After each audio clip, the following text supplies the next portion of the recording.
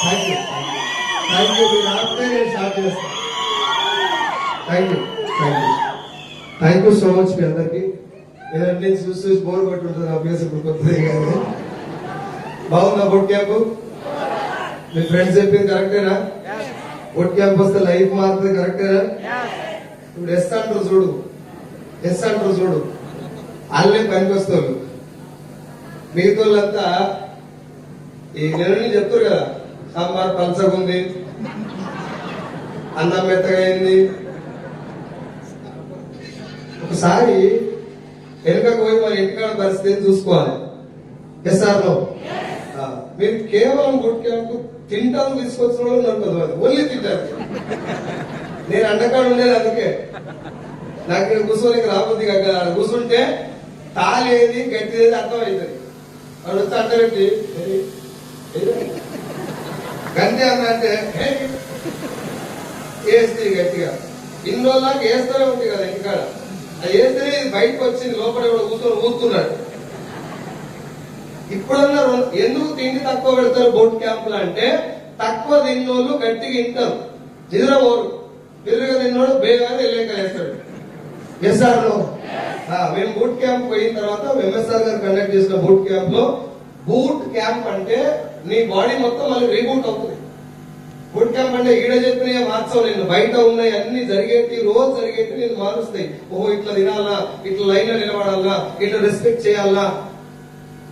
వేరే వాళ్ళు వచ్చినప్పుడు మనకు తిండి ప్రయారిటీ ఇవ్వకుండా వేరే కొంచెం ఏమంటారు ఏదైనా పొజిషన్ లో ఉన్నారు మన లీడర్స్ ఉన్నారు, కొత్తగా వచ్చిన వాళ్ళు ప్రయారిటీ ఇవ్వాలి. ఇవన్నీ నేర్చుకుంటావు, గై మారుస్తాయి జీవితాన్ని. ఆడ తాగి నీళ్ళతో కడుక్కుంటుంది, తీసుకుపోయి అవతల పడేసి మొత్తం గిలాసులు వేసి. ఇప్పుడు మీ కింద అన్ని కాగితాలు ఉన్నాయి లేవా కాళ్ళకాడ, కుసోపు చేస్తలేదు కదా. నేనే వేసిన ఈ కుర్చీలన్నీ పొద్దుగా 5 గంటలకు వచ్చి కుర్చీలన్నీ నేనే వేసిన. అవి కావాలని తీయలేదు. ఎవరు వేసినాయి? రేపు పొద్దున మీరు ఇండియా కూర్చోవాలి, మీకు తెలుసా లేదా? Yes or no? నేను క్లాస్ బీక్తలేదు. మీరు అంటారు కదా బూట్ క్యాంపులు ఏమవుతుంది, ఏమవుతుంది నీకు సోయి వస్తుంది కదా. ఇంకా ఈడ కూడా సోయి తప్ప ఇంటికి పోతే నాలాంటి వాళ్ళు ఎంఎస్ఆర్ లాంటి వాళ్ళు 100,000 ఈడ స్పీచ్లు ఇచ్చిన దవాకి ఎట్లా మారుతుందా? తిన్నది కాలుకాడ వేసుకున్నాడు ఎవడన్నా, కొంచెమని ఉండాలి బుర్రలో. తిన్నది నిన్న కుర్చీలో పప్పు వచ్చి రేపు వచ్చి అదే కుర్చీలో కూర్చుంటావా? ఏమైతే సార్ బూట్ క్యాంప్ లో ఏమైతుందంటే చెప్పినా కదా, బూట్ క్యాంప్ లో నీ ధమాకులో ఉన్న దరిద్రం దొబ్బేయాలి. అది ఓత జీవితం మారు. కష్టపడలేదు సార్ మీరు కష్టపడతారో లేదా? ఇలాండి ఒక సపోర్ట్ కూడా టైం లేదు సార్, ఇన్వైట్ చేస్తా. కొంచెం కొన్ని చిన్న విషయాలు చెప్తాను. నేను రోజు మొత్తుకొని మీకు అందరికి నేను పాతోని కాదు, నేను కొత్తోని. కానీ ఏం జరుగుతుంది బూట్ క్యాంప్ లో ఏమన్నా మీరు ఒకసారి అనుకోండి. పని చేసిన కాదా మీరు? హార్డ్ వర్క్ చేసినా లేదా? పేదరికం ఉందా లేదా? ఇంకా మాట్లాడి సాగురి అన్నం పెడతారు ఏం కాదు. పేదరికం ఉందా లేదా? ఇంకా పైసలు అయితే కావాలా లేదా? ఇక వస్తువులు అందరి లెక్క మన వెనకాల కూడా ఆకలి ఉందా లేదా? గాయత్రి మేడం లెక్క మన ఇంట్లో కూడా పేదరికం నడుస్తున్నారా లేదా? అంత కష్టపడ్డ వాళ్ళకి ఈడికి వచ్చినాక అడిగేందుకు అటు పడుతుంది అంటే మార్చుకోరు. గంతే సార్, ఏం లేదు. మేము అందరికి అలా కూర్చోవాలి సార్, మీరు లైన్ లో రండి, టైంకి రండి, కొంచెం లైన్ లో నిలబడి ప్లేటు ఏమంటారు మీరు కొంచెం లీడర్స్ వెనక నిలబడి. ఇవన్నీ చెప్పేది దేనికి? మనిషి ఎట్లా ఉంటే చెక్కులు అంటే వస్తాయి. ఈడ మిగతా ఏం లేదు. ఎంత పెద్ద టాలెంట్ కానీ ఈడ మీటింగ్ జరిగితే బయట పోయి సిగరెట్ తాగుతారు. మీటింగ్ ఎట్లయింది అంటే ఏం గడివికి వచ్చినట్టు మరి. ఒక్కసారి ఆలోచించండి సార్. నాకు చాలా చిన్న జీవితం, మీకు చాలా సార్లు నన్ను ఫస్ట్ టైం ఎవరో చూస్తారు అయినా దాదాపు ఎవరు ఉండరు, 5-6 తప్ప. సో నా పేరు సైదులు, మాది రంగారెడ్డి జిల్లా బంచాల్ మండల్ ఆరుట్ల. పాండుసార్ ఊరుకు సీతసార్ ఊరుకు మధ్యలో ఉంటుంది. ఆయన గారు జరిగి ఇలాగ వచ్చింది బయట. సో నేను బిల్డింగ్ కి చేయాల్సినటువంటి పనులన్నీ చేసిన సార్. నేను మీ మీద కోపపడేది కారణం ఏదో తెలుస్తుంది, నేను హిస్టరీ చెప్తున్నాను. నేను బిల్డింగ్ ఎన్ని పనులు చేస్తానో అన్ని చేశాను. నర్సరీలో నింపేటటువంటి చెట్లు ఉంటాయి కదా, మట్టి నింపేది. ఈ రోజు మొత్తం నింపితే 20 రూపాయలు ఇచ్చేది. ఆ 20 రూపాయల చెట్లు నింపే మట్టి కాడికి వెళ్ళి ఇంటికి చేసే పనులన్నీ నేను చేశాను. అప్పుడు ఏ రోజు కూడా నేను ఏమంటున్నానంటే, ఇంత పని చేసినా గింతే ఇస్తారు. ధనవంతులు అంటే వాళ్ళు ఆల్రెడీ ధనవంతులు లేక పుట్టి ఉంటారు. వాళ్ళ అయ్యనో వాళ్ళ తాతను ఎవరో చేస్తారు తప్ప మనం ఎంత తలుచుకున్నా ఏం చేయలేము అనేది నా మైండ్ సెట్. ఇట్లాంటి ఒక బూటింగ్ క్యాంప్ వచ్చిన తర్వాత అట్లాంటి కొంతమంది లీడర్స్, ఎంఎస్ఆర్ గారు లాంటి లీడర్స్ మాటలు విన్న తర్వాత పేదవాడు కూడా తలుసుకుంటే ధనవంతుడు అవ్వచ్చు, అవకాశం గట్టిగా దొరికితే అని అర్థమైంది. సపోర్ట్ కూడా ఇనురి మాట్లాడరు, ఇనురి సపోర్ట్ ఏమవుతుంది. మీరు ఇక్కడ సపోర్ట్ కొడతారు, ఇంటికి పోయి ఫోన్ స్విచ్ ఆఫ్ పెట్టుకుంటారు. నాకు తెలియదు ఈ చరిత్ర నేను చూస్తూనే లేదు రోజు. మా సార్లు అందరూ చెప్తే నాకు అప్పుడు అర్థం కాలేదు. నేను మా సార్ చెప్తా, సార్ మా ఊళ్ళో ఇట్లా అంటే ఇటువైపు 1000 మంది, ఇట్లా అంటే ఇటువైపు 1000 మంది వస్తారు. ఇటు వస్తే 2 ఈగలు, ఇటు పడితే 2 దోమలు వచ్చాయి. ఒక్కసారి మిమ్మల్ని మీరే క్వశ్చన్ చేసుకోండి సార్. నేను నన్ను అడుగుకున్న విషయం ఏంటంటే, నేను ఎంత గట్టిగా కొట్టుకున్నా నా పరిస్థితి ఫ్యూచర్ లో ఎలా ఉంటుంది అనేది నాకు అర్థమైంది. 2 దారులు ఉన్నాయి నా ముందర. ఒకటి వెస్టీజ్, 2 నా జాబ్. నేను 11 సంవత్సరాలు ఫార్మాలో సేల్స్ మేనేజర్ గా పనిచేస్తాను.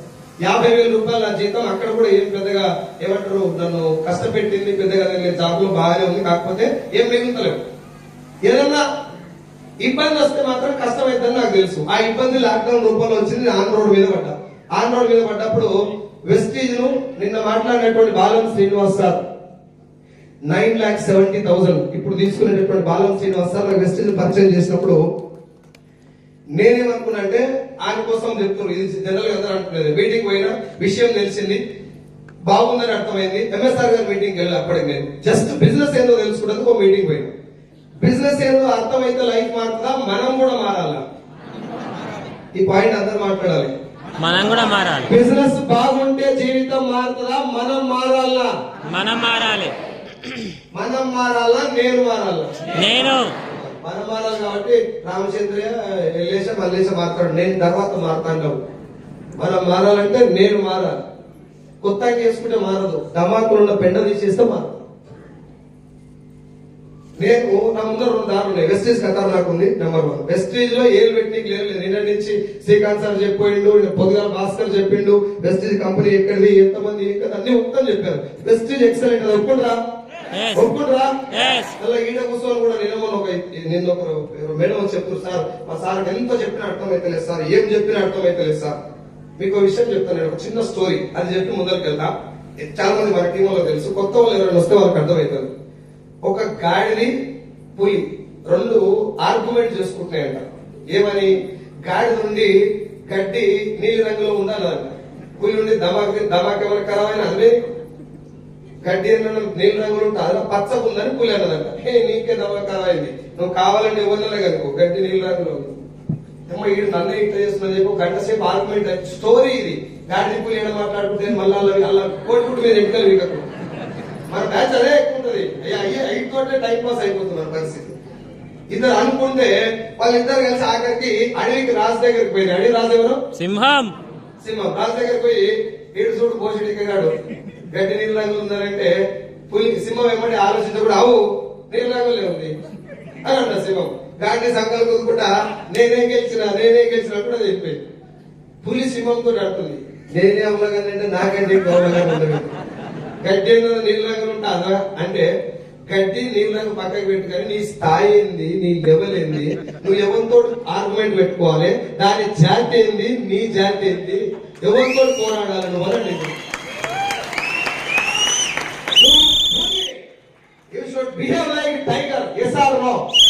నువ్వు నడిస్తేనే అవుతాడు భయపడాలి. అంత కాన్ఫిడెంట్ గా ఉండాలి. నువ్వేం హీరో అని చెప్తలేదు. నీకు అంత బలం ఉండాలి. నీ వెనకాల ఇంత పెద్ద వ్యవస్థ ఉన్నప్పుడు, ఇంతమంది లీడర్స్ ఉన్నప్పుడు అడుక్కుంటావా ఎవరన్నా? ప్లీజ్ సార్ ఒక్క మీటింగ్ టికెట్ కూడా నువ్వే పెట్టి వాడు కూడా దీన్ని తోపేసా. నిన్న ఉందా లేదా అట్లాంటి బ్యాచ్? వానికి ఎందుకు ఆర్గ్యుమెంట్ చేస్తున్నావు? వానితో ఎందుకు కొట్టుకుంటావు? ఆ బ్యాచ్ వేరే ఉంటుంది సార్. అందరు ఉంటారు, అందరు ఇంటికి వచ్చే సపోర్ట్ కూడా కొడతాడు. మార్చాల్సిన జనాలు కాదు, మారాల్సింది నేను. అన్నిటికడ సార్ నేను మీకు 2 చేతులు రిక్వెస్ట్ చేసి ఒక్కటి పాయింట్ మాత్రం అప్లై చేస్తాను. నేను తోపును కాదు, నాకు ఈ ఆవేదన కూడా మీ మీద కోపంతో కాదు. నాకు తెలుసు పోయింది తలుచుకుంటే 10 లక్షల రూపాయలు చెక్ తీసుకోవచ్చా నాకు అర్థమవుతుంది. అర్థమైనాక ఆ పని చేయకపోతే బాధ అనిపించి పాడవుతుంది. ఆ బాధతో మాట్లాడతాను. అరే నేను మీకు సలసాలు చెప్పిన, ఒక పూట అన్నం లేకపోతే మామిడికాయ పచ్చడి తీసి నీళ్ళలో తిని పడుకున్న ఈ జోక్ చెప్పండి. Promise, that was my life. అక్కడి నుంచి ఇప్పుడు నెలకు 14 లక్షలు తీసుకుంటున్నాడు. దానికో ఒక వెస్టీజ్ అనే అవకాశం కారణం, ఒక గ్రూప్ సక్సెస్ అయినటువంటి గ్రూప్ కారణం. ఆ గ్రూప్ పేరే ఎంఎస్ఆర్ అసోసియేషన్. పాజిటివ్ వ్యక్తులు నా చుట్టుపక్కల ఉండటం వల్ల, ఈ అవకాశాన్ని పట్టుకోవడం వల్ల నా జీవితం మారింది. అంటే తిండికి లేనప్పుడు, ఒక పూట అన్నం లేకుండా ఇబ్బంది పట్టుకొని బాడీలోనే నెలకు 6 లక్షలు తీసుకునే సైజు గాడు ఉన్నాడు అని చెప్పి ఈ అవకాశం వచ్చినాక నాకు అర్థమైంది. ఈ అర్థమైంది ఎవరికి? నాకు కాదు, నన్ను జాయిన్ చేసిన సీన్ సార్ కు, కొద్ది రోజులు నన్ను గమనించిన మా ఎంఎస్ సార్. ఇప్పుడు నిన్ను చూస్తే నీకు అప్లై అర్థమైంది. నీకు చెప్తాను కదా, నువ్వు కలుసుకుంటే ఇరుగదీస్తావు సార్, జర్ర పని చేస్తాను నీకు చెప్తాడు కదా. అనుభవం మీద కూర్చున్నావు. నేను ఇట్లా కాదు, ఇంకో రకంగా చేస్తాను. ఇంకో రకం ఏముంది? ఇలా సపోర్టుతోడే కదా. ఇంకో రకం ఏముంది? గమాకుల దరిద్రం తీసేయాలి కొద్ది రోజుల తర్వాత. ఎస్ఆర్ మీటింగ్ పెట్టేది ఎందుకు సార్ మీరు చెప్పండి. ఇది కొత్తగా ఏమైనా చేసేది ఉందా? యువత పాలు వద్దుకోండి కదా, దానికి మీటింగ్ ఎందుకు? ఒకసారి మాట చెప్పి మీరు అనుకోండి, దీనికి ఇంతకాలం మీటింగ్ ఎందుకు అన్నా? సబ్బుకోనుకోని కానీ ఎట్లా ఆలోచిస్తున్నావు? మనస్ఫూర్తిగా సిఎన్సీ ఎంతమంది చేస్తారు? మనస్ఫూర్తిగా అన్ని చేతులు వేసిన ఎవరు మనస్ఫూర్తి చేయరు. ఒక 5-10 మంది నేను చెప్తున్నా కదా, మీ గుండె మీద చేసుకొని అనుకోండి. సిఎన్సీ చేసినప్పుడు 3,600 అప్పుడు ఎందుకు వచ్చి పాడేది? క్వాలిఫై అయినప్పుడు కొందాం, మనకి ఎల్ఓకి వచ్చి క్వాలిఫై అయినప్పుడు కొందాం. అప్పటిదాకా కోరద్దు. ఉందా లేదా బ్యాచ్? ఉందా లేదా? మారాల్సింది ఎవరు? నేను. మారాల్సింది ఎవరు? నేను. సిఎన్సీ ఎవరిది? నాది. ఇంట్లో ప్రోడక్ట్ చెప్పాల్సింది ఎవరికి? నాకు. నాకు. ఊళ్ళోకి కాదు. మనం ఏం చేస్తున్నాం అంటే ముందు మనం వదిలేస్తాం.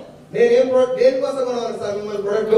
పైసలు వస్తాయనా ఆరోగ్యం వస్తాయనా? ఆరోగ్యం. మరి మీకోసం సిఎన్సీ కొనాలంటే ఆరోగ్యం నీకా బయట వాళ్ళక? నాకు. మారాల్సింది ఎవరు? నేను. ఎవరు? నేను. చెక్కులు, డబ్బులు, రికగ్నైజేషన్, నీకున్నటువంటి ఫెలిసిటేషన్స్, అవార్డ్స్, రివార్డ్స్ అన్ని నీ అరచేతిలో ఉంటాయి. మరి సార్ జనరల్ మారుతాను ట్రై చేయి మా అయ్యగారి. నువ్వు మారితే నీ కుటుంబమే కాదు, నేను నమ్ముకుని ఒక 40 మంది మారుతారు. ఈ మరలగాచ సైదులు గారు మారితే 2,000 మంది మారారు. ఎస్ఆర్ 2,000 మంది కూర్చొని చేయాల. నా పేరు చెప్తే ఊళ్ళో మా మొత్తం మా కాందాన్ని మొత్తం చెప్పినాక కాదా పైండ్ కూడా చక్కగా ఉండడానికి అనేటటువంటి బ్యాచ్ నాది. నేను మా నాయన బట్టలు వేసుకొని పెళ్లిలోకి పోయేది. ఒకప్పుడు నాకు బట్టలు లేక మా నాయన పాయింట్ ఎప్పుడో మా నాయన పాయింట్ వేసుకోడు, యాక్చువల్లీ ఎవరో వేసుకుంటాడు అని చెప్పి కుట్టించింది. ఆ పాయింట్ వేసుకొని పెళ్లిలోకి పోతే అది ఇక్కడ తిరిగిపోయింది. ఒక రోజు మన షర్ట్ కి వెనకాల ఇక్కడ కంపెనీ నేమ్ ఉంటుంది కదా, ఇక్కడ షర్ట్ కి ఆ ప్యాచీలో ఒక 4 వేసి ఈ సైడ్ కుట్టించుకొని డిజైన్ వేసుకొని పోయేది నేను పెళ్లిలో. అది ఇట్లా కూర్చోగా మళ్ళీ ఇసుకపోయింది. దాన్ని కవర్ చేస్తానికి ఇట్లా అగ్గి పెట్టుకొని పెళ్లిలో కూర్చున్నా. అట్లా అనుకోని లేరా సరిలో ఎవరో లేరా? నేను చెప్తుంటే అనిపిస్తుంది నా జీవితం కూడా గదే సార్. మరి నేను మారినాక నీకెందుకు రాదు? నేను ఎవరు బంధం చేయలేదు సార్. ఏ రోజు ఎంఎస్ఆర్ పోయి వీళ్ళు వస్తలేదు సార్, వాళ్ళు ఇంటలేదు సార్, సీన్ సార్ దగ్గరికి పోయి సీన్ సార్ పాటు సార్ నేను ముగ్గురు కూడా తీరున్నాం. పొద్దుగాల మీకు పొద్దుదాకా మీటింగ్ చేయాలి, సాయంత్రం పోయి దగ్గర కూర్చొని మాట్లాడుకోవాలి. సీన్ సార్ 100 సార్లు చెప్పింది. సీన్ గారు నాకు బాగా కొడుతుంది సైదులు, వీళ్ళు వస్తలేదు రాడు, బేకార్ గాడు ఉండరా, ఆడ మన ఫ్రెండ్ గణేష్ గారు ఉండరా, వాడు ఎంత చెప్పినా నా మాట ఇంటలేడురా, నువ్వు కొంచెం ఒక మాట చెప్పు అని చెప్పి నేను చెప్తే సైదులు అందరు వస్తారా, ఇవాళ మన దగ్గర కారు లేదు కదా, రేపు పొద్దున 3 కార్లు తీసుకొని వాళ్ళందరి దగ్గరికి వెళ్దాంరా, ఇలా గెలుస్తాం మనం. రేపు పొద్దుగాల 3 సపరేట్ మీటింగ్లు పెట్టే రోజులు వస్తాయి. ఒక్కొక్కరి మీటింగ్ కు ఒక్కొక్కరి కార్లో పోయే రోజులు వస్తాయి అని చెప్పి పిడికిలు ఇట్లా గట్టిగా బిగించి చెప్పేది. కొన్ని 100 సార్లు చెప్పింది సీనియర్ మాట్లాడు. అది బాగా ధైర్యం ఇచ్చేది నాకు. మేము 3 కలిసి చేసిన కామన్ పని ఏంటంటే మీటింగ్లు, హోమ్ మీటింగ్ చేయడం, మేము మాట్లాడడం ఇదంతా పక్కన పెడితే కామన్ గా మేము చేసిన ఒక పని ఏంటంటే మా తోటి కానప్పుడు అంటే మేము ఎవరైనా కన్వీన్స్ చేయనప్పుడు తోలుకపోయి మీటింగ్ లో కూర్చోబెట్టుకునేది. ఒకవేళ వాళ్ళు ఎవరు రాకపోయినా మేము పోయి కూర్చునేది. 40-50 మీటింగ్లు అటెండ్ అయినాం మేము ఎంఎస్ఆర్ గారి స్టార్టింగ్. ఈ మాట మీకు స్పెషల్ గా ఎందుకు చెప్తున్నాడు? చాలా మంది అడిగే కామన్ క్వశ్చన్ ఏంటంటే ఏమొస్తుంది వెస్టేజ్ లా, ఎట్లొస్తుంది వెస్టేజ్ లా, ఏం చేయాలి? నువ్వు నిజంగా చెప్పు నాకు ఎన్ని మీటింగ్లు అటెండ్ అయినా ఒకసారి? 5, 10, 20 ఎన్ని మీటింగ్లు అటెండ్ అయితే నీకు సక్సెస్ వస్తుందని అప్లై చెప్తాడు. చాలా సారిగా ఇప్పటి నుంచి మీటింగ్లకు రాకు, ఇక్కడ నుంచి నీకు అర్థం అయిపోయిందని అప్లై చెప్తాడు. నాకు నా ఎంఎస్ఆర్ చెప్పిండు ఆ రోజు ఆడ బూట్ క్యాంప్ అట్లా కూర్చుంటే భుజం మీద చేసి చెప్పిండు, సైదుల్ సార్ ఇంక నుంచి నువ్వు జాబ్ బంద్ చేసినా పర్వాలేదు, మనం చాలా మందికి న్యాయం చేస్తాను అని చెప్పిన తర్వాత ఓహో నేను మారిన అయితే వెస్టేజ్ సూట్ అయితే క్వాలిఫై అయినా ఆయన అప్పుడు అర్థమైన తర్వాత నేను స్టార్ట్ చేస్తాను. ఇక ఇప్పటి నుంచి నాకు డబ్బులు వస్తాయి. మనం డ్రెస్ కోడే లేదు చక్కగా, డ్రెస్ కోడే సరిగ్గా లేదంటే మనం మారినట్టు సార్ ఇంకేటికెళ్ళి వస్తాయి డబ్బులు. మీటింగ్లకు వెళ్ళిన తర్వాత నాకు అర్థమైంది మార్చాల్సింది జనాలను కాదు, మారాల్సింది నేను. నా మాట తీరు వేరే ఉండేది, నా డ్రెస్సింగ్ సెన్స్ వేరే ఉండేది, వేరే వాళ్ళతో మాట్లాడి కన్విన్స్ చేసే విధానం వేరే. ఇవన్నీ నాకు నచ్చపోయేది. ఓ ఇట్లా మాట్లాడితే జనాలు రారు, నేను మారాలి. ఎంఎస్ఆర్ గారు అన్ని డబ్బులు అప్పుడు 2,45,000 ఇంత డబ్బు తీసుకున్న వ్యక్తి కూడా తగ్గి మాట్లాడుతున్నాడంటే మనం తగ్గాలి. ఇచ్చి 50,000 రూపాయలు జీతం చూసుకొని ఇరగదీసినాం పలగదీసినాం అని చెప్పి డైలాగ్ కొట్టుడు కాదు. నేను మారాలి అని చెప్పి ఎంఎస్ఆర్ గారు మీటింగ్లోకి వెళ్ళిన తర్వాత ముందు నేను డిసైడ్ అయింది ఒకటే విషయం, నేను మారితే జనాలు మార్చాలని ట్రై చేయాలి. ముందు నేను పని చేయాలి. నేను పని చేస్తే నా వెనకాల నా టీం పని చేస్తుంది. Yes or no? నేను వచ్చి స్టేజ్ కాడ కూర్చొని బయట వాళ్ళు ఉంటారు అంటే ఉండరు. అవునా కదా సార్? Yes or no? మారాల్సింది ఎవరు? నేను. మారాల్సింది ఎవరు? నేను. మార్చాల్సింది జనాలు కాదు, మారాల్సింది నేను. నేను. ప్రతి రోజు నేను చెక్ చేసుకునేది, వారానికి ఒకసారి సార్ మెసేజ్ పెట్టే, సార్ నేను ఏమన్నా మార్చుకోవాల్సి ఉంటే నాకు చెప్పు సార్, నా జీవితం చక్కలేకపోతే కారణం మీరే. నేను మా అమ్మకి చెప్తాను మీ పేరని చెప్పింది సార్. ఈ మీటింగ్ వచ్చిన మీ మాటనే, నా లైఫ్ ఒకవేళ ఆగమైపోతే కారణం మీరే, సక్సెస్ అయితే 1000% మీరే, మీరు నన్ను నడిపించే బాధ్యత మీ మీద ఉందని చెప్పి నేను అడిగేస్తాను. ఇప్పుడన్నా ఏమన్నా ఉంటే ఇట్లా కాదు ఇట్లా అని సార్ చెప్పడం వల్ల నేను నిలబడ్డా. 13,000 వచ్చిందాక నేను పార్ట్ టైం పనిచేసి సార్ మాట అయిన 13,000 వచ్చిన ఉద్యోగాన్ని రిజైన్ చేసిన నెక్స్ట్ మంత్ 13, 26, 29, 43, 47, 66, 88,000, 90,000, 97,000, 1,04,000, 1,32,000, 1,55,000, 1,26,000, 2,15, 2,25, 2,78, 3,31, 3,60, 4,25, 4,78, 5,26, 6,29, 6,29, 6,43, 6,56, 5,77,000, 5 లక్షలు లాస్ట్ మంత్ నా చెక్ 5,09,000. టోటల్ గా రిసీవ్ నేను తీసుకున్న ఇన్కమ్ 1,10,00,000. మా నాన్న నా బాధ భరించలేక అప్పుల బాధల్లో ఉన్న నన్ను చూసి ఒక 7 గుంటల పొలం నన్ను చూసి అమ్ముకున్నాడు మా నాన్న. అమ్మి ఆ పొలం చూసినప్పుడల్లా నేను చేసిన అప్పు గుర్తు చేసుకొని, నేను అప్పు ఉత్తగా చేయలేదు సార్, ఇల్లు కట్టినా. కానీ భూమి అమ్మి ఇల్లు కడితే ఆనంద దరిద్రుడు ఉండడు. ఊళ్ళో నీచంగా చూస్తారని, అది మీకు కూడా తెలుసు అనుకుంటా. ఐడియా ఉందా? ఇల్లు కట్టిందంటే గృహప్రవేశాన్ని పిలిచినా కూడా అంటారు ఏ భూ అమ్మిడింది ఇల్లు కట్టిన అంటారు. రెస్పెక్ట్ కాకపోగా తిడతారు. ఇంకా తాతలు సంపాదించిన భూ అమ్ముతాను నువ్వు ఉండాలి. Yes or no? ఆ డిస్రెస్పెక్ట్ నన్ను చాలా బాధ పెట్టింది చాలా సార్లు. నేను కొన్ని వందల సార్లు మీటింగ్లలో చెప్పిన, నేను గట్టిగా వెస్టేజ్ మీటింగ్ పట్టుకోవడానికి నా వెనకాల ఉన్నటువంటి ఆకలి, అందులో మెయిన్ మా ఫాదర్. మా నాన్నకి నేను ఎప్పుడన్నా పైసలు ఇస్తే అవి తీసి మళ్ళీ జైలు పెట్టేది. 1000 రూపాయలు ఇస్తే మళ్ళీ తీసి వద్దు బిడ్డ, నువ్వు నీకు ఇంకా పైసలు నాకు ఇచ్చేదంత డబ్బులు వస్తలేదురా, ఈ డబ్బు తీసుకో అని చెప్పి మళ్ళీ ఆయన పైసలు నాకు జైలు పెట్టేది. కళ్ళు తీసుకుపోయి కళ్ళు తాపిస్తే 100 రూపాయలు మా నాయన ఇచ్చేది, నన్ను ఏరి చెప్పేది. ఇంకా నాకు పైసలు ఇచ్చేంత ఎదగలేదు అనుకోవాలి. నిజం చెప్పు, కళ్ళు నాయనతో కూర్చొని కళ్ళు తాగడం అదృష్టమే కాదు. Yes or no? రోజు ఫోన్ పిస్కా కొట్టం కూడా అమ్మడి కూర్చుంటే వాల్యూ తెలియదు, నాయన అమ్మడి కూర్చొని తాగుతూ తెలుస్తుంది. Yes or no? తాగుండి ఎంకరేజ్ చేస్తలేదు, కళ్ళు గురించి.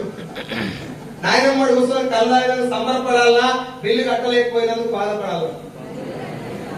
ఏడ్చుకుంటూ హైదరాబాద్కి వచ్చేది. నేను హైదరాబాద్కి వచ్చిన తప్ప పీకింది ఏం లేదు. అప్పుడు చెప్పుకునేది రాత మంచిగా లేదు, మనకు కిస్మత్ బాగలేదు,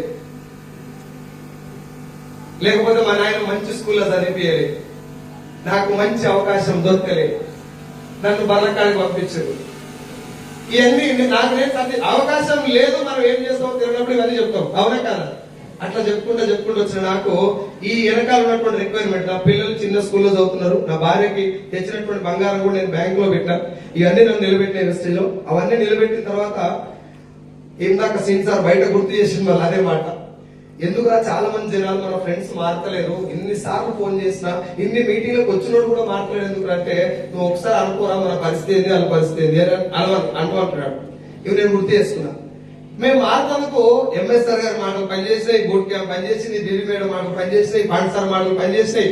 ఏ మీటింగ్ పైన ఎందుకు పనిచేసినాయి అంటే, మా వెనకాల గెలిచి చచ్చిపోవాలనేటటువంటి ఆకలి ఉంది.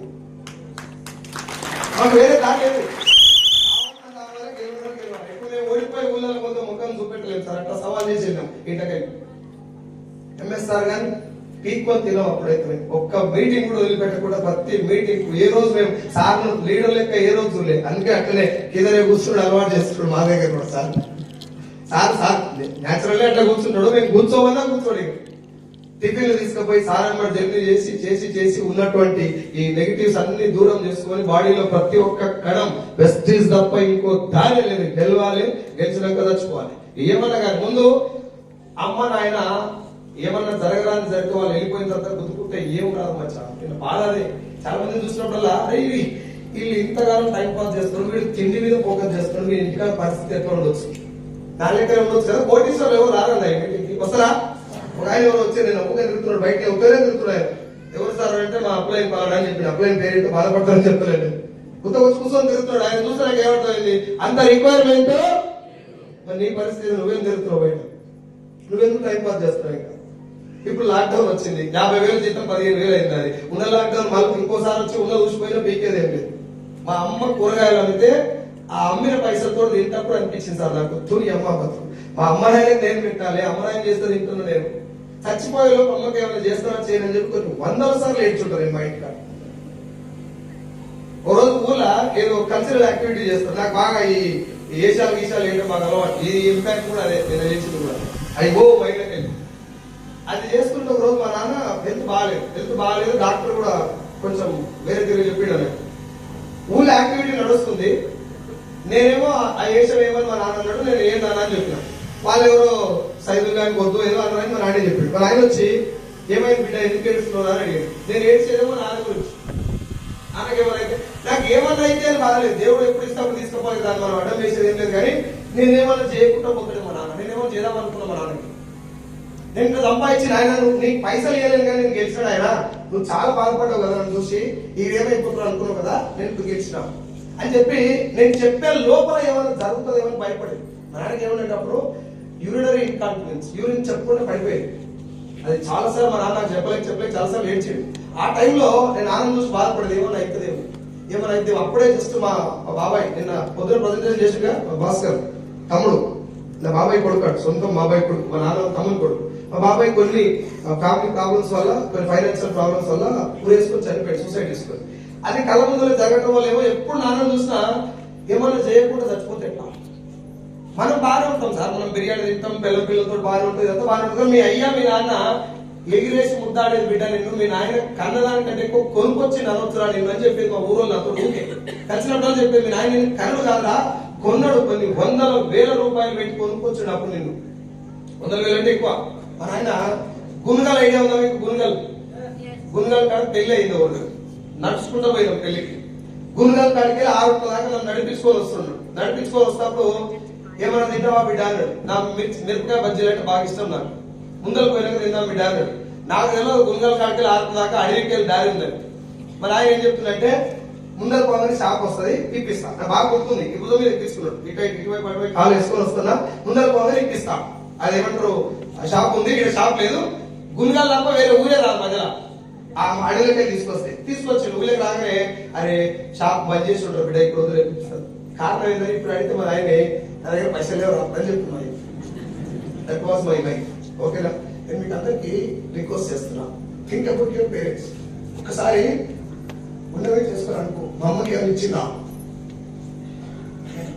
ఇప్పుడు ఉరుకులాడుతున్నావు కదా, బాగా అన్ని బాగానే ఉన్నాయి కదా. పొద్దున నాన్నకి ఏమన్నా జరిగి వెళ్ళిపోయిన తర్వాత కొట్టుకుంటారు, ఓకే మిస్ యూ డాడీ, ఇక అప్పుడు దినాలు గ్రాండ్ చేస్తారు, ఏం పీకని ఇక్కడ నాయన బతుకులు కాక నువ్వు నాయనకేం పెట్టక గెలు, ఆడు నా కొడుకు అన్నట్టు గెలు, అగో ఆడే నా కొడుకు అన్నట్టు గెలు, ఒక్కటి చేస్తావు మచ్చా. ఈ టెంపరీ చూస్తారు, ఏ మధ్యాహ్నం ఏం పెట్టరు, పొద్దుగానే పెట్టరు, ఇక్కడ మీటింగ్ ఏమంటారు, ఏం పాట వేసారు, ఏం డాన్స్ చేసారు, నా మైండ్ ఒకటే రన్ అవుతుంది. కనీసం 2,500 మందిలో ఒక 500 మంది మారిన 500 ఇంట్లో దీపాలు పెట్టిన అయితే మనం అని చెప్పి ఆలోచిస్తాం.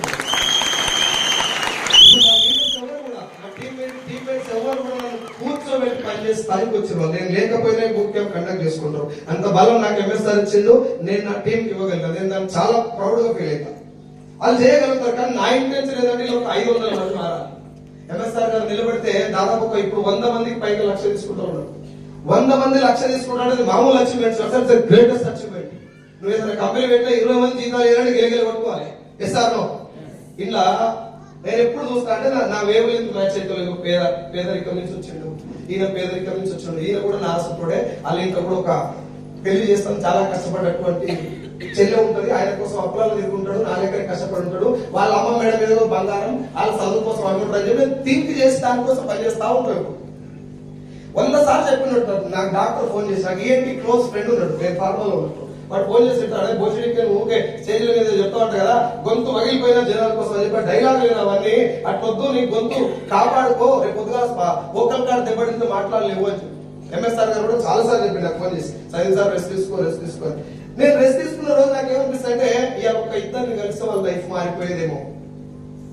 నా టీము వేరే టీము తేడా లేకుండా అందరూ వచ్చి సైదుల్ సార్ అని చెప్పి వెయిట్ చేస్తుంటే నేనేమనుకుంటాను, ఒక లేడీ ఇక్కడికి వచ్చి సైదుల్ సార్ మాట అయింది నేను మారినా అంటే నాకు భయం అవుతుంది, హ్యాపీగా అనిపిస్తుంది. అరే ఈ అమ్మాయి లైఫ్ మారాలి, ఇంకేమైనా చేయాలి, ఏదైనా చెయ్యాలా. నేను దేనికైనా రెడీ ఉన్నా సార్, నేను ఓపెన్ గా చెప్తాను, మీ ముందర షో చేస్తాను కాదు, నేను అన్నిటికీ రెడీగా ఉన్నా. మంచి కార్యక్రమం కాబట్టి పొయ్యిల కట్టలు మోస్తా, అన్నం పెడతా, గిన్నెలు పెడతా. నేను పొద్దుగాల గిన్నెలు కూడా కడిగిన. ఈ చైర్ కూడా మీకు చెప్పినట్టు నేనే చేస్తాను. నాతో పాటు బకెట్లు సార్ వాళ్ళందరూ డైపర్లు కూడా నెత్తిపాడేసారు, చిన్నపిల్లల diaper. I'm ready for anything. నీ కట్టంలో ప్రాణం ఉన్నంత వరకు నేను మీకోసం పనిచేస్తాను. ఇక్కడ ఉన్న లేడీస్ కానీ జెంట్స్ కానీ నా ఫ్యామిలీ సేఫ్ సార్. నా అబ్బాయి చేశారు, మా మెంటర్ ఎంఎస్ఆర్ నాకు ఇచ్చిన అవకాశం వల్ల నా ఫ్యామిలీ సేఫ్. నా అప్పులు తీర్చుకున్నా, 24 లక్షల అప్పుడు అప్పు తీర్చేసిన. మా నాన్న డబ్బు కావాలని ఇచ్చేసిన. మా నాన్నకు ఒక ఎట్లా అమ్ముకొని మిషన్ కొనుక్కున్నాడు, ఇంకా డబ్బు కావాలంటే నేను ఇచ్చేసిన. నాన్న వైపు బాగా ఉంది. నా భార్యకు బంగారం ఇప్పించిన, బ్యాంక్ లో బంగారం తెచ్చిన. Everything is right. నా సెటిల్మెంట్ అయిపోయింది. కానీ ఎంఎస్ఆర్ గారు కొన్ని 100 సార్లు మీటింగ్లో చెప్పిన మాటలను బాగా ప్రభావితం చేసింది. బలవంతుడు ఎప్పుడు బలహీనుడికి అండగా ఉండాలి. నీ దగ్గర ₹1,00,00,000 ఉన్నాయా, ఓ 50 లక్షలు ఎవరికైనా ఇస్తే నీకు ₹1,00,00,000 కడతాం. నీ దగ్గర 2 బిర్యానీ ప్యాకెట్లు ఉన్నాయా, ఒకటి ఎవరికైనా ఇస్తే నీకున్న బిర్యానీ ప్యాకెట్ కడతాం. ఇంకా 2 ఆడికి ఇచ్చిన అరటిపండు ఇంటికి దానికంటే పుణ్యమే లేదు, నీకు తినదానికంటే ఎక్కువ అని చెప్పేది చెప్పుడు కాదు. ఆయన కొన్ని 100 సార్లు చేసింది. నేను టిఫిన్ బాక్స్ తీసుకోతే ఆయన మూతలో తింటాడు, నాకు టిఫిన్ లో పెట్టాడు. వద్దు సార్ అంటే వద్దు, అది నాకు నేను చెప్పలేను. నువ్వు ఇట్లా తినాలి ఫ్యూచర్ లో. నేను నేర్చుకున్నా. మీకు అందరికి 2 చేతులు రిక్వెస్ట్ చేస్తున్నా, take care of your parents. ఇట్లాంటి అవకాశం వచ్చినప్పుడు అమ్మ నాయనను నలుసుకుని నిలబడి. నాకు మా నాయన మీద ఉన్న ప్రేమ, ఏమన్నా జరిగితే నాయన ఉన్నాడు. రేపు పొద్దుగా ఇంత పెద్ద ఫోటో ఇంటి నిండా ఫ్రేమ్ కట్టిన నాయన పాల్గొన్నాడు. ఇప్పుడు యానిమేషన్ చేస్తుంది. పెళ్లి అయినప్పుడు నాయన తిరిగి వచ్చినట్టు యానిమేషన్ చేస్తుంది. చూసిరా పెళ్లిలా యానిమేషన్ చేసిన కళ్ళకి ఏదో పెట్టి చూపిస్తుంది మీ నాయన మళ్ళీ వచ్చినట్టు. మరి ఫోటోలో తిరిగి వస్తే అట్లుంటే నువ్వు సక్సెస్ అయినప్పుడు, నువ్వు నిజంగా ఉన్నప్పుడు మీ నాయన ఇట్లకి వెళ్ళి వస్తే ఎట్లుంటా సార్?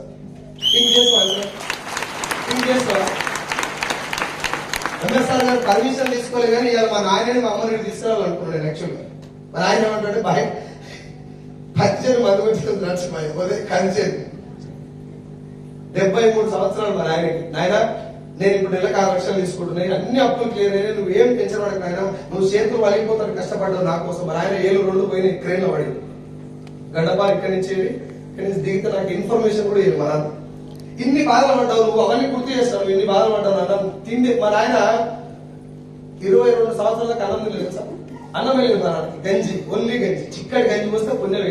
100 సార్లు ఒడపోసి పోసేదంట ఆమె. ఇలా మా నాయన జీతం ఉండేది బాబులో ఇక్కడ, ఆమె 100 సార్లు ఒడపోసాడు. పుస్తకం గింజ ఏమంటారు మెచ్చిపోతుందేమో, అట్లా తిన్నాడు మా నాయన. ఇవన్నీ నాకు చెప్తుంటే నాకు అన్ని రకాలు పడ్డాయి. బుర్ర పెంచుకొని 10 లెక్క నిలబోతున్నా. మా నాయన ఎన్ని కష్టాలు పడ్డాడు, ఆ కష్టాలలో సగమన్నా చేయాలి అనిపించేది.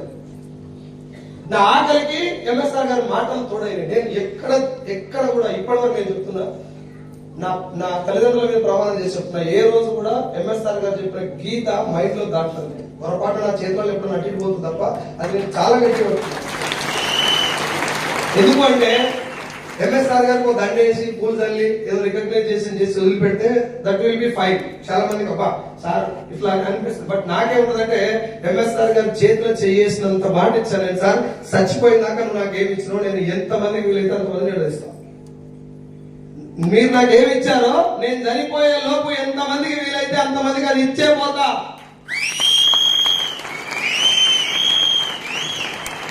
పొద్దున నా భార్య ఫోన్ చేసిన, పొద్దున కాదు నిన్న నైట్ నేను ఫోన్ చేసిన, నువ్వు చేయవనుకున్నా, నువ్వు మీటింగ్ లో పోతే మమ్మల్ని పట్టించుకోగదా అంటుంది నా పిల్లలు. ఇంకేం పట్టించుకోవాలి, పైసలు ఉన్నాయా, ఏటీఎం కార్డు నా దగ్గర జైలు పైసలు ఉన్నాయి, ఏ అకౌంట్ లో పైసలు ఉంటాయి, కార్డు ఆమె దగ్గర ఉంటుంది, ఏం కావాలంటే అది కొనుక్కో అని చెప్పిన. ఇప్పుడు నా రెస్పాన్సిబిలిటీ నీది కాదు, అమ్మకు నాయనకు చేయాల్సింది చేసిన, నీకు కూడా ఇచ్చేసిన. మా ఎంఎస్ఆర్ గారు ఫ్యామిలీ వదిలేసి బయట పోరాటం చేస్తున్నాడు, నెక్స్ట్ నేనే చేయాలి, తప్పదు. నా టీం కూడా చేస్తున్నాడు. నా కోసం గౌతమ్ బాలి సార్ కంపెనీ పెట్టిండు, నా భార్య పిల్లలు బాగా చూసుకోవడం కోసం, మా నాయనని బాగా చూసుకోవడం కోసం.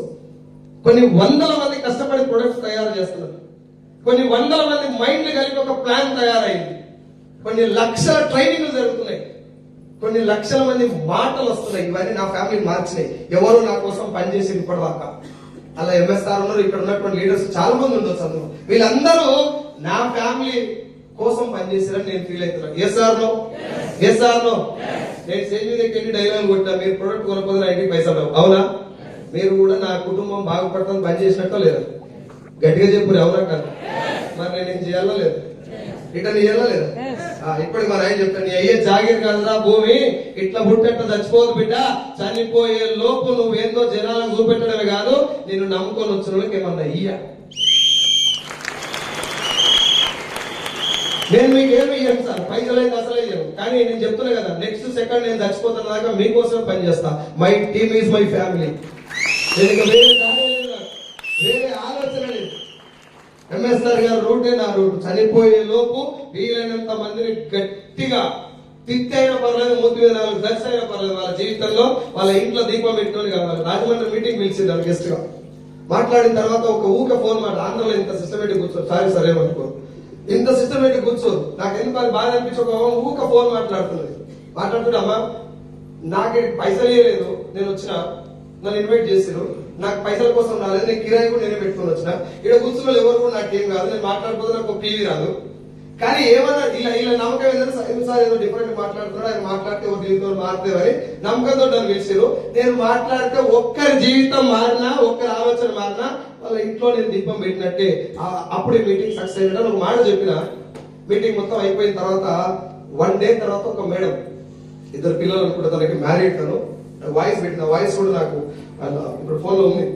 ఏమని పెట్టింది తెలుసా? అన్నా నేను మీటింగ్ రాకముందు చనిపోదాం అనుకున్నా, సూసైడ్ చేసుకొని చచ్చిపోయేటటువంటి పొజిషన్ లో ఉన్నా. నేను మీటింగ్ వచ్చిన తర్వాత ఎట్లాగన్నా గెలుస్తానని చెప్పిన నమ్మకం వచ్చిందన్న.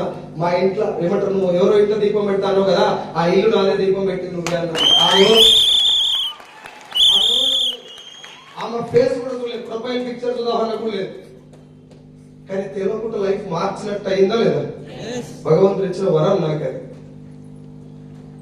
అందరూ ఎంఎస్ఆర్ గారు లెక్క మాట్లాడలేకపోవచ్చు, అందరూ పాండ్ సార్ లెక్క గట్టిగా వర్క్ చేయలేకపోతే, ఎవరి దగ్గర అందరి దగ్గర ఒక శక్తి ఉంటుంది సార్, అది బయటికి తీసారు.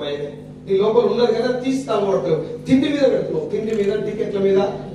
2వ రోజు బుట్ క్యాంప్ వచ్చినటువంటి మహానుభావులు కూడా ఉంటాడు. 2వ రోజు ఏ టికెట్ అడగారు కాబట్టి ఉన్నారు అట్లా గాఢ ఫోకస్ పెడితే ఏడుస్తా సార్ సక్సెస్. 500 రూపాయలు టికెట్ కే భయపడ్డాడు, టీమే నిలబెట్టుకుంటావు. అవునా కదా? టికెట్ లేకుండా మీటింగ్ రావడం ఎలా? దానికి ఒక పుస్తకం రాయొచ్చు మన దాంట్లో. ఎందుకు పెట్టా సార్? నాకు అర్థమైంది, ఇది నాది. ఎవరిది? ఆ మూల కూర్చున్న నేను ఒకసారి అనుకున్నాను, నా టీంకి ఒక రోజు బూట్ క్యాంప్ పెట్టాలి,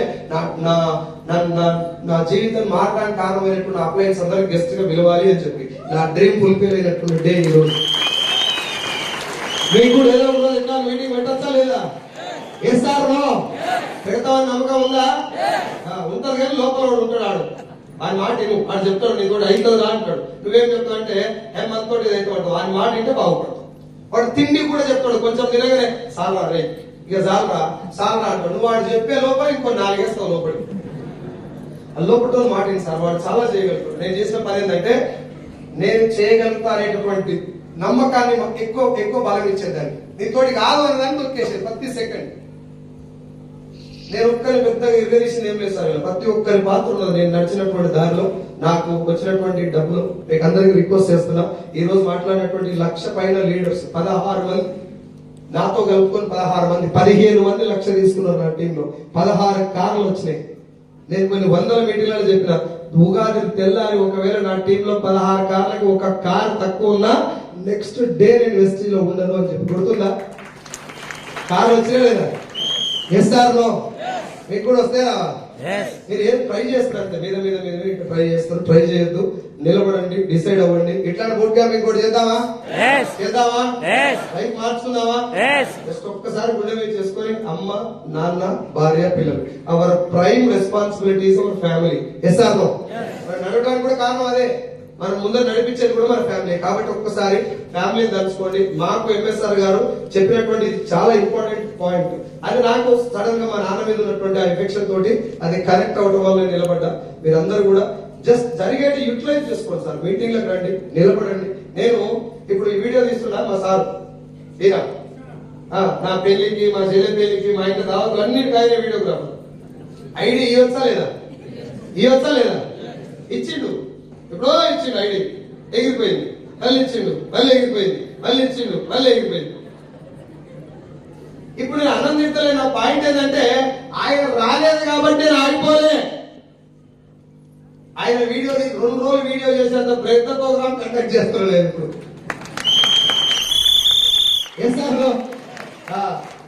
ఉప సర్పంచ్ అన్న లింగంపల్లి విలేజ్ ఉప సర్పంచ్. ఆ ఉప సర్పంచ్ కిరీటం రాజేయలేదు. ఫోటోగ్రాఫర్ కదా బిజీగా ఉన్నాడు, బిజీగా ఉంటాడు. కాబట్టి మీరు చెప్పినప్పుడు ఎవరైనా రాకపోయినా నిరాశపడొద్దు, నిరుత్సాహపడొద్దు. ఉన్నది ఒకటే జీవితం, గెలిచినాక ఈ జీవితాన్ని సాధిద్దాం. ఒక్క ఉత్త పుట్టిపోతే ఏముండదు సార్. ఉత్త ఏదో భూమికి వచ్చి లటక్ వెళ్ళిపోతే చచ్చిపోయినారంటే ఆ పోయింది సార్ ఎప్పుడు తీస్తారు అని అడగొద్దు. నువ్వు చచ్చిపోయినావు అని ప్రాణం పోయిన సెకండ్ నుంచి ఒక్క వారం 15 రోజుల దాకా నీ గురించి జనాలు మాట్లాడుకోవాలి. ఎంతో కొంత నా గురించి మాట్లాడుకుంటారా సార్? ఇప్పుడు మాట్లాడుకుంటా లేదా? అంటే బొమ్మలు వచ్చిందా లేదా అంత పవరా? మీకు అందరికి రిక్వెస్ట్ చేస్తున్నా, భగవంతుడు ఇచ్చినటువంటి వరం ఇది. మీ అందరి సమక్షంలో ఎంఎస్ఆర్ గారికి మరొకసారి మాటిస్తున్నా. సార్ మీరు నాకు ఇచ్చిన ధైర్యం నేను చనిపోయే లోపు నా టీంకి ఇస్తా. నా టీంలో చాలా మందికి అందరు పేదలు వచ్చారు. నేను బోనం ఎత్తుకున్న ఆడపడుచులు అందరిని చూస్తే మా ఇంట్లో బోనాల పండుగ అయినట్టు అనిపించింది నాకు. ఈ ఆడపడుచులు అందరి జీవితం నేను రెస్పాన్సిబిలిటీ తీసుకుంటా. నేను చచ్చిపోయే లోపు 1000-2000 మందికి లక్షలు చచ్చిపోతా అని చెప్పి ప్రామిస్ చేస్తూ సెలవు తీసుకుంటా. Thank you so much.